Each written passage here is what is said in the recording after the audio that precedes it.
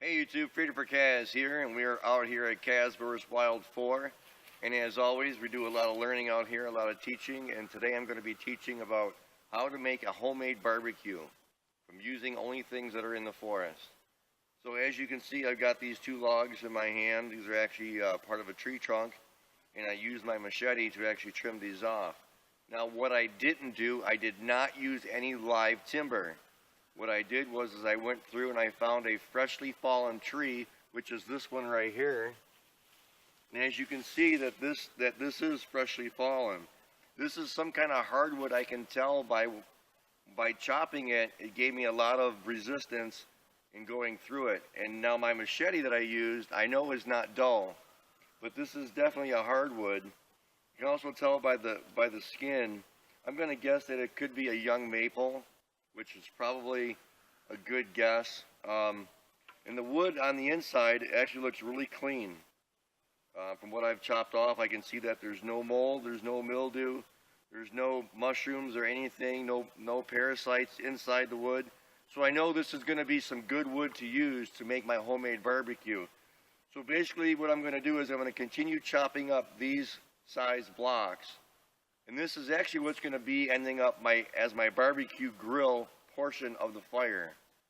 As I continue on, I'm going to clean the bark off of these, and I'm going to chop up probably about 4 or 5 more. Then when I get to that point of the video, I'll show you the portion of meat that I'm going to be cooking with this survival barbecue and how I'm going to do it. So stay tuned. I'll finish making the barbecue. Hey guys, these are the branches that are going to make the grill part of my barbecue. So as you can see, I got a pretty good length there and width there. So what I'm going to do is I'm going to clean the bark off of these, clean these up, and I'm going to assemble my barbecue, and I'm going to show you what we have before we start cooking. Hey guys, these are the sticks that's going to be my barbecue grill. And basically what I'm doing is I'm just going to shave off the bark here. I want to take a look at the wood here and see how it looks like. I just want to show you how I do that. Just kind of scrape this off, scrape off the bark. I want to get down to the good part of the wood. Just want to make sure there's no bugs, no termites, no mold, no mildew, no things like that. So I'm not afraid to put what I'm cooking on this part of the grill. And all these pieces look really, really good. And you just kind of shave it off like that. It does take a little bit of work, it does take a little bit of time. But looks real good so far what I'm doing. You know, the wood looks very clean. Can't really complain about it. I don't see any mold, any mildew, no termites, nothing like that. And essentially when you're done shaving the wood, basically what you're going to have is a piece like this. That's all cleaned off. It's going to look really good. I'm not afraid to put what I'm cooking on this. This is a real nice clean piece of wood, so that looks good. And when I get to that point, I'll show you the rest of the grill. Alright guys, so this is my survival barbecue, and this is how it's going to look after it's set up. But this is the general layout of how it's going to be. And there's several reasons why I have it this way. But basically what I'm going to do is these are going to be the legs that are going to hold these side members, and then this is going to be the grill portion of my barbecue, which is how I explained earlier in the video. And if you notice right away, I've got a narrow end and a wider end, and obviously that is for bigger pieces of meat and or things that you're going to barbecue on here. I have it set up that way. I really thought that'd be a great idea to actually have two different sizes, narrow and wide, at the ends of the barbecue. I thought about that, and I thought that would be important. If I'm cooking certain types of meat or larger pieces of meat, that would be great. Now what I'm going to do is I'm going to build a fire trough right in the middle here. I'm going to trench that out, and I'm going to show you how I do that when I get to that point. And also what I'm going to do is just want to show you that each stake has a point on the end of it. And what I'm going to do is I'm going to drive these into the ground. But before I drive them into the ground, I'm going to dig a shallow hole, probably about 3 inches or so, and then just drive them into the ground just a little bit, because the reason why is I don't want to end up breaking this Y. This Y is going to be very important, so I just want to drive it in the ground just a little bit. So I'm going to go ahead and set that up, get everything going, and when I get done with that, I'll show you what it looks like. Alright guys, so I changed the camera angle a little bit so you can get a full perspective of what the barbecue looks like.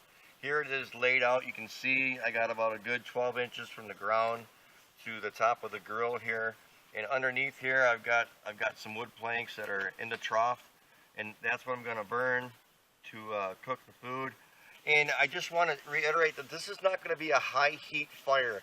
This is going to be a slow burning, almost making jerky kind of a fire, a very slow paced burn, a very slow paced cook. This isn't something that I'm going to want to get done and cooked in 15-20 minutes. This is more based on food preservation and things like that. So what would be great to cook on this would be larger pieces of meat that you stripped out in the shape of jerky form, whether it be chicken or beef. That would be great. Venison would be awesome as well. Now, if you're in a survival situation and you had to do wild animals, like if you found a wild boar in the forest, I mean, you could possibly do that here as well.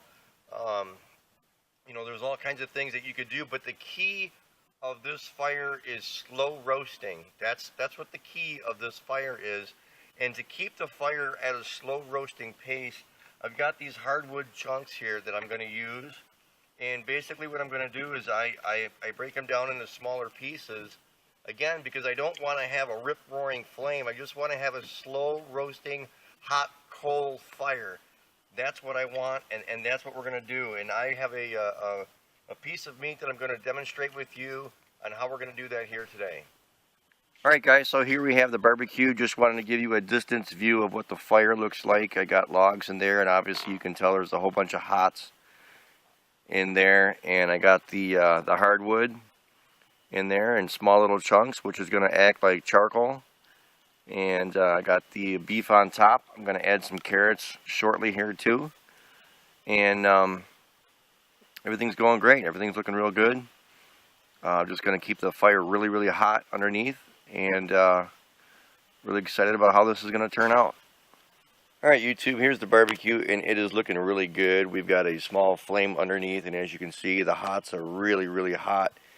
And there's a lot of heat coming up out of that thing. And we threw some carrots on there as well.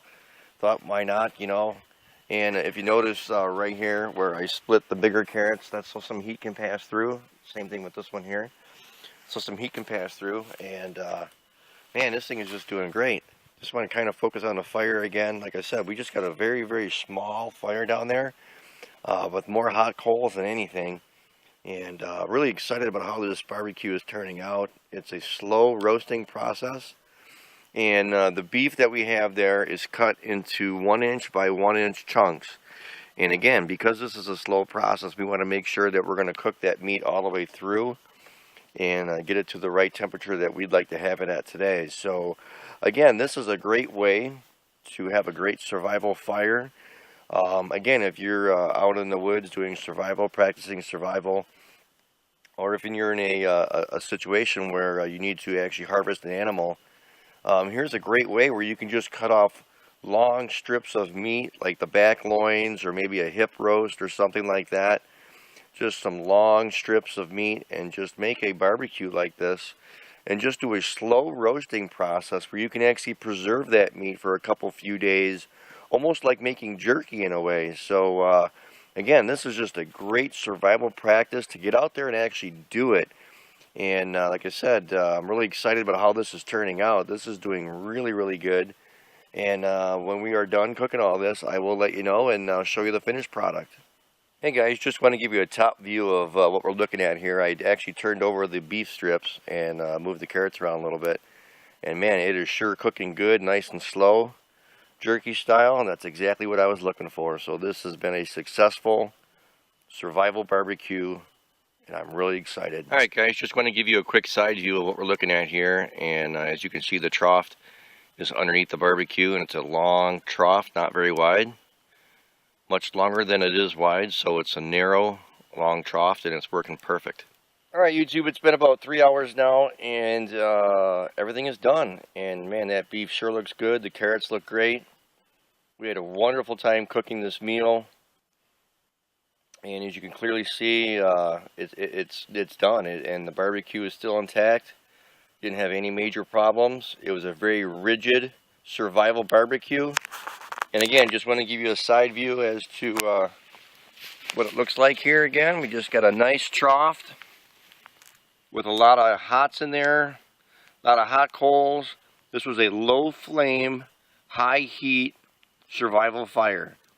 And again, you know, it's just fantastic. You can see the steam still coming off the food. And everything looks great, man. And we are ready to dig in. Here is one last look at the meal before we eat it. And just want to encourage everybody to come out next year, kazvswild 5. And these are the things that we do. We teach, train, and learn. And most of all, we build our friendships.